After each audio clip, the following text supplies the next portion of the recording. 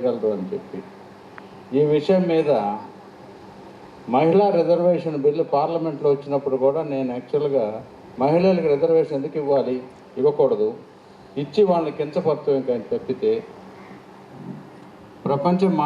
మానవ వల్ల సుమారుగా 50% మహిళలు ఉన్నప్పుడు వాళ్ళకి రిజర్వేషన్ ఎందుకు, వాళ్ళకి సమర్థత సామర్థ్యం శక్తికి పెంచి అవకాశాలు ఇవ్వటం ముఖ్యం. ఈరోజు మహిళలకి చంద్రమండలానికి కూడా మహిళలు వెళ్తున్నారు, ఐపీఎస్ ఆఫీసర్లు ఉన్నారు, సైంటిస్టులు ఉన్నారు, ఎవరు అందరూ నేవీలో ఉన్నారు. ఈవెన్ మొన్న వార్లో కూడా మన ఒక జనరల్ కూడా మహిళ ఉన్నారు మన డిఫెన్స్లో. కాబట్టి మహిళలకి రిజర్వేషన్లు ఇచ్చి మనం చిన్న చూపు చూడటం కరెక్ట్ కాదు. అట్లాగే మహిళలు కూడా అర్థం చేసుకోవాల్సింది ఏంటంటే చదువుకున్న వాళ్ళు కూడా చదువుకుని ఏదో ఉద్యోగం వస్తే ఉద్యోగరీత్యా వెళ్ళిపోవటం అట్లాగే ఉంటున్నారు. కానీ వేరే అవకాశాల గురించి హౌస్ వైఫ్స్ లాగా అయిన వాళ్ళు హౌస్ వైఫ్స్గా ఉండి నెరవేర్చే కర్తవ్యం డెఫినెట్గా అది ఎవరు రీప్లేస్ చేయలేరు. పిల్లలకి తల్లిగా కానీ, అమ్మకి కూతురుగా కానీ, హస్బెండ్కి వైఫ్గా కానీ నో రీప్లేస్మెంట్. కానీ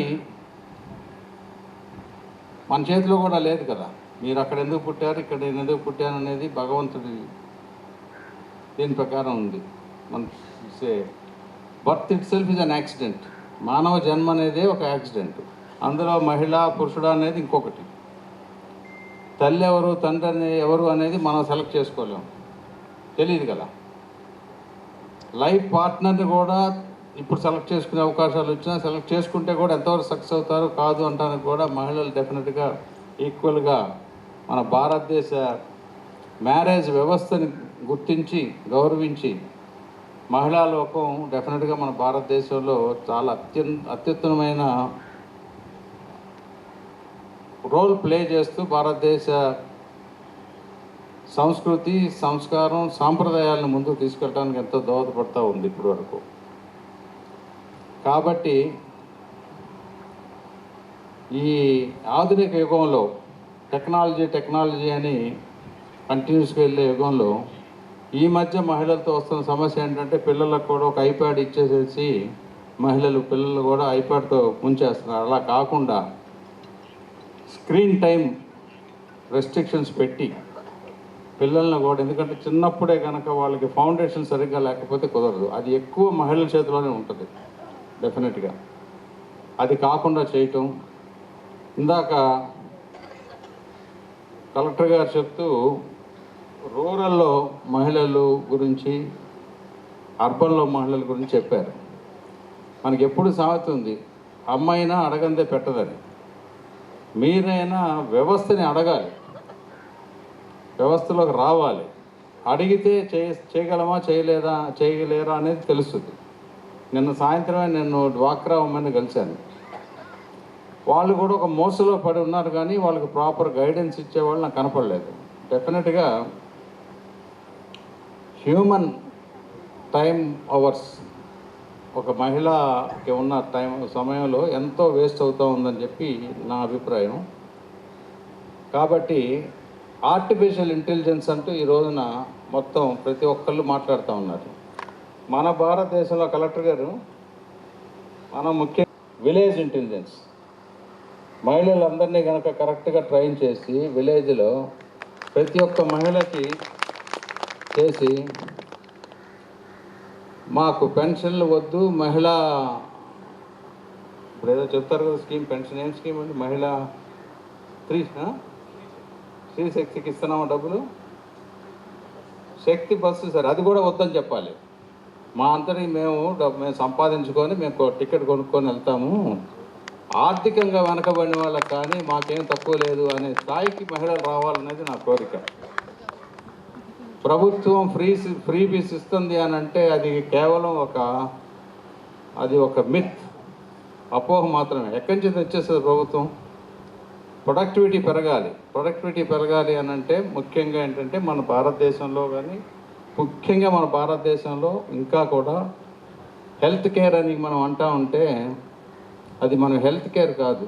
మనం ప్రస్తుతానికి ప్రభుత్వం కానీ మనం చూస్తూ ఉన్నది ఇదంతా sick care, reactive management. Sick అయినాక డాక్టర్ ఎక్కడ, హాస్పిటల్ ఎక్కడ అని వెళ్తున్నాం. కాబట్టి మహిళల చేతిలో డెఫినెట్గా హెల్త్ని కుటుంబం యొక్క హెల్త్ని, వాళ్ళ హెల్త్ చూసుకుంటూ కుటుంబం హెల్త్ కాపాడుకోవాలంటే మాత్రం ప్రివెంటివ్ సిక్నెస్. మీరు యోగా టీచరు, యోగా వలన వచ్చే బెనిఫిట్స్ ఏమిటి, ఇవి అది ఖర్చుతో కూడుకుంది కూడా కాదు. Predict, prevent, then participate. ఏది what to eat, what not to eat, ఏది తినాలి, ఏది తినకూడదు, కొంత ఎక్సర్సైజ్ చేయాలి, చేస్తే దానివల్ల లాభాలు ఏమిటి అని. మన ప్రీతం ముఖ్యమంత్రి గారు అనేక ప్రయత్నాలు చేస్తూ ఉన్నారు. ఆయన హెల్త్ ఫ్రీక్. ఇప్పుడు సిటీలో కొన్ని బిల్ బోర్డ్స్ కూడా పెట్టారు. ఒబెసిటీ ఉంటే నష్టం ఏంటి, సన్నగా ఉంటే లాభం ఏంటి అనేది ఆయన ప్రయత్నాలు. కానీ ఒక వ్యక్తి మూలాన అంత చేయలేం. ప్రతి మనిషి కూడా దాన్ని నమ్మి కన్విక్షన్ తీసుకుని పనిచేస్తే మహిళా శక్తికి అసలు ఆకాశమే హద్దు.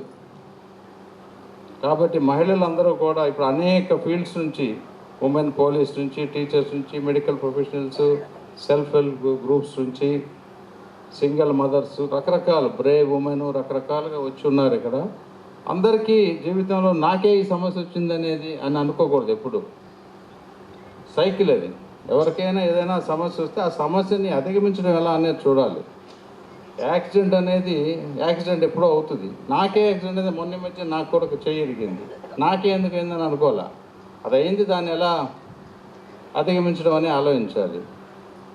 నేను కూడా 12 సంవత్సరాలు భారతదేశ పార్లమెంటు చరిత్రలో 12 సంవత్సరాలు అక్కడ చేసి వచ్చినాక ఎమ్మెల్యే అయిన వ్యక్తుల్లో నేను మొట్టమొదటి వాడు ఉన్నాను. ఇంచుమించుగా ఎమ్మెల్యేగా నిలబడినప్పుడు మొదటి రోజు 2 రోజులు ఈ కొండ ప్రాంతం ఇదంతా తిరుగుతుంటే ఇది నాకు అవసరమా అని ఒక గంట సేపు ఆలోచించాను.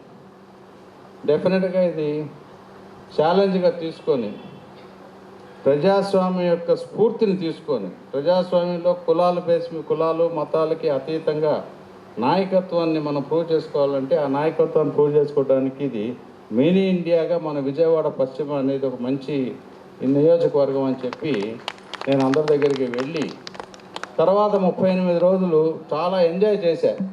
పొద్దున్న 7 నుంచి రాత్రి 12-1 గంట వరకు కూడా ఒకే ఒక గంట సేపు ఆలోచించి నెక్స్ట్ జరగబోయే 38 రోజులు నా జీవితంలో ఇది పరిస్థితి. పొద్దున్న 7 నుంచి తిరగాలి అందరితో.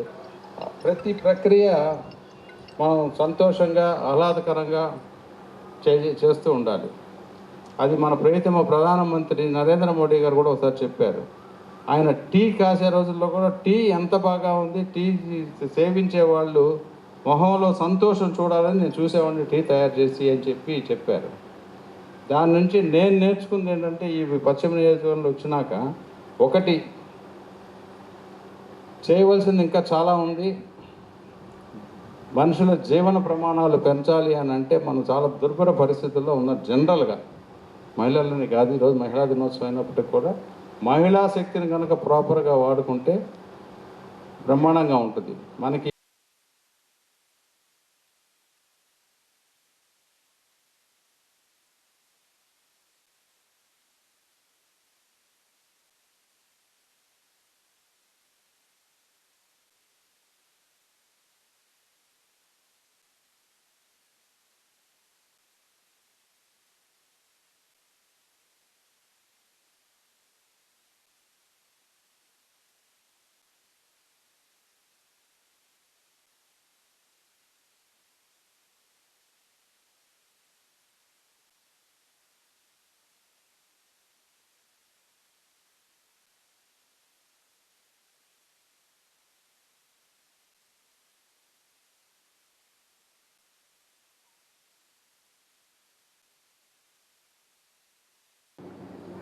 ఆవిడ కూడా 8వ తేదీ అంతర్జాతీయ మహిళా దినోత్సవాన్ని పునరుస్కరించుకొని ఈరోజు మేము అడ్వాన్స్గా మహిళలందరికీ అనుకూలమైన సమయం అని చెప్పి అమ్మవారి కనుసంధానంలో కృష్ణమ్మ తల్లి పక్కన భవానీ అమ్మవారి ఐలాండ్లో ఈరోజు మహిళా దినోత్సవం జరుపుకోవడం జరిగింది. అనేక రంగాల్లో అనేక విధాలుగా అనేక కీర్తి సంపాదించిన మహిళలందరికీ కూడా చిరు సత్కారంతో సత్కరించుకొని మహిళలందరూ కూడా కొంచెం ఇంకా ఎంకరేజ్ చేసాం. ఎందుకంటే మహిళా శక్తి అనేది రీప్లేస్మెంట్ లేదు. దానికి అనుగుణంగా మహిళలందరికీ కూడా ఇంకా బాగా పైకి రావాలని చెప్పి, అభివృద్ధిలో ఉండాలని చెప్పి, భారతదేశ రాష్ట్రము మరియు దేశం కూడా అభివృద్ధిలోకి మహిళలు ఇంకా ఎక్కువగా పాల్గొనాలని చెప్పి, మానవ వాళ్ళు 50% మహిళలు కాబట్టి ప్రతి దాంట్లో కూడా 50% వాళ్ళు కూడా ముందుకు వచ్చి రాజకీయాల్లో కూడా రావాలని చెప్పి నేను ఒక సందేశం ఇవ్వడం జరిగింది. మహిళలందరూ కూడా చాలా సంతోషంగా స్పందించారు. చాలా సంతోషం ఈరోజు. ముందుగానే అంతర్జాతీయ మహిళా దినోత్సవ శుభాకాంక్షలు తెలియజేస్తున్నాను. ఈరోజు గౌరవ ఎమ్మెల్యే గారి ఆధ్వర్యంలో వెస్ట్ కాన్స్టిట్యున్సీలో మహిళా దినోత్సవం ఆచరించడం జరిగింది. ఇక్కడ కాన్స్టిట్యున్సీలో వివిధ రంగాల్లో సాధనలు చేసిన మహిళలను పిలిపించి ఇక్కడ వాళ్ళని గౌరవించుకోవడం ఎంతో ఆనందదాయకము. సో ఇది ఒక మంచి పరిణామము. ఇప్పుడు మహిళా సేఫ్టీ వీక్ కూడా జరుగుతూ ఉంది కాబట్టి జిల్లాని విమెన్ సేఫ్టీ జిల్లాగా తీర్చిదిద్దడానికి జిల్లా యంత్రాంగం కృషి చేస్తుంది. అలాగే రాష్ట్రంలో అలాగే కేంద్రంలో కూడా మహిళలకి పెద్దపీట వేస్తూ అనేక రకాల కార్యక్రమాలు చేపట్టడం జరుగుతూ ఉంది. అదే స్ఫూర్తితో ఎన్టీఆర్ జిల్లాలో కూడా మహిళలకి పెద్దపీట వేస్తూ అడ్మినిస్ట్రేషన్లో అలాగే జిల్లా ప్రోగ్రెస్లో ముందుకు వెళ్ళడానికి కలిసి కృషి చేస్తామని తెలియజేసుకుంటూ మళ్ళీ ఒకసారి వెస్టర్న్ కాన్స్టిట్యున్సీ ఎమ్మెల్యే గారికి అలాగే ఈరోజు అవార్డ్స్ అలాగే సన్మానాలు పొందిన ప్రతి ఒక్క మహిళా మండలికి హృదయపూర్వక అభినందనలు తెలియజేస్తున్నాను.